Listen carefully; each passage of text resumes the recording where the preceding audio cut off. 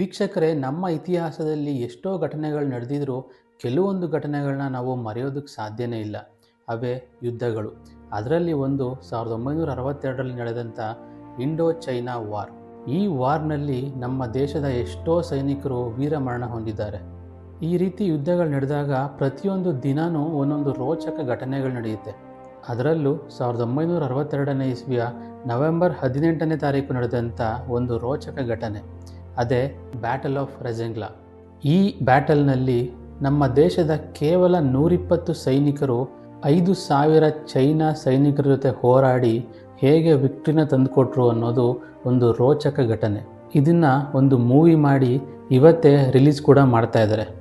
So ನಿಮಗೇನಾದರೂ ಯುದ್ಧಗಳ ಬಗ್ಗೆ, ನಡೆದಿರುವಂಥ ನೈಜ ಘಟನೆಗಳ ಬಗ್ಗೆ ತಿಳ್ಕೊಳ್ಳುವಂಥ ಕುತೂಹಲ ಇದ್ದರೆ ಈ ಮೂವಿನ ಮಿಸ್ ಮಾಡ್ಕೋಬೇಡಿ. ಈ ಮೂವಿ ಹೆಸರು